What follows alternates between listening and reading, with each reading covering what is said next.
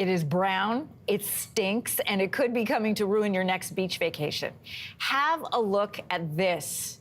This is called Sargassum. It's a massive belt, and it's forming in the Atlantic Ocean. It stretches, it's huge, from the Gulf of Mexico to parts of Africa. But it's not just an eyesore. It's extremely damaging to ecosystems. Joining us with more this morning is Paige Hoel, a PhD in oceanography. Great to have you with us. Good morning. Good morning, Anne-Marie. Thanks for having me. So Sargassum, although a lot of people are probably hearing about it for the first time, has existed for a long time in the Atlantic Ocean, the Sargasso Sea, but it has been growing more quickly now for more than a decade, and we're putting up on the screen just so people get a sense of just how large of a mass this is. What's causing it to grow?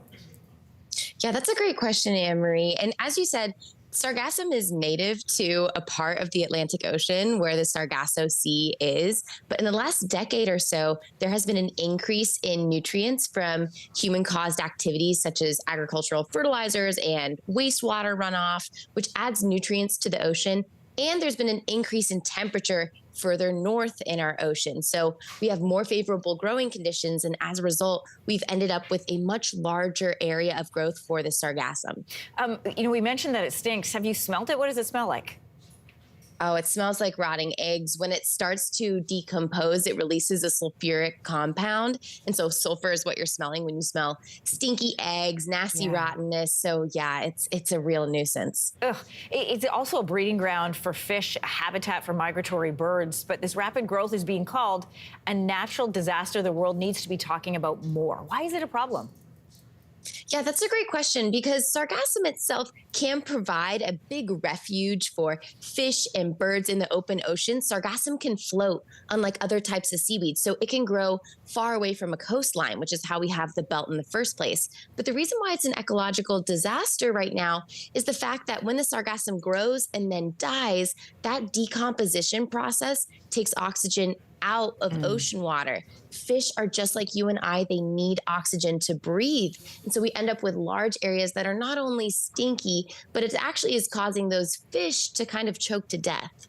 So it's dangerous as well as a nuisance. Mexico and Barbados have been hit hard by Sargassum. What effect is it having specifically on those areas? What are you seeing?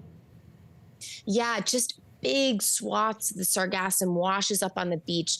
And let me tell you, Anne-Marie, it is relentless. Think about the Gulf of Mexico. It just continues to pile in. There's no relief on the western side. There's nowhere else for it to go. So it keeps pooling in the Gulf of Mexico. And it will continue to until the Sargassum has stopped growing. So it's the fact that it is so relentlessly piling up on these beaches makes it really hard to curtail in the near term. It's really hard to take control of.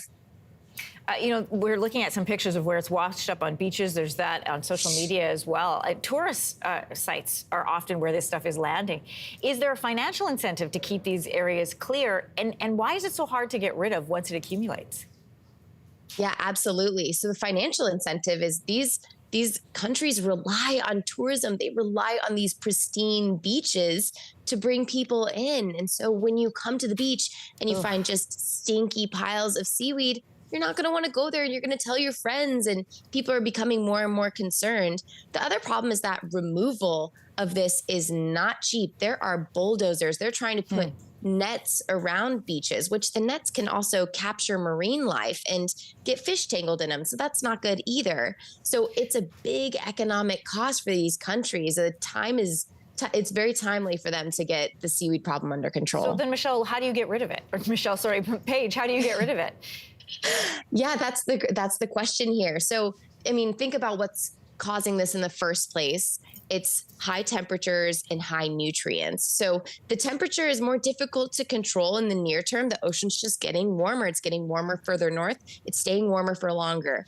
Nutrients, on the other hand, is something that we can control. We need to do a little bit more understanding of our nutrient runoff levels. For example, from the Mississippi River, where there's agricultural fertilizers entering the ocean. That Sargassum likes those nutrients, agricultural fertilizers and wastewater. Understanding where's our wastewater entering the ocean, that contributes to nutrients as well. So stop feeding it. Hey, Paige, this was a fascinating story. Thanks for telling us more. Yeah, thank you so much, Anne-Marie. Happy to talk about it. Have a good Hey, thanks for watching. If you liked this, be sure to subscribe here, or you can check out more Your Morning videos right here.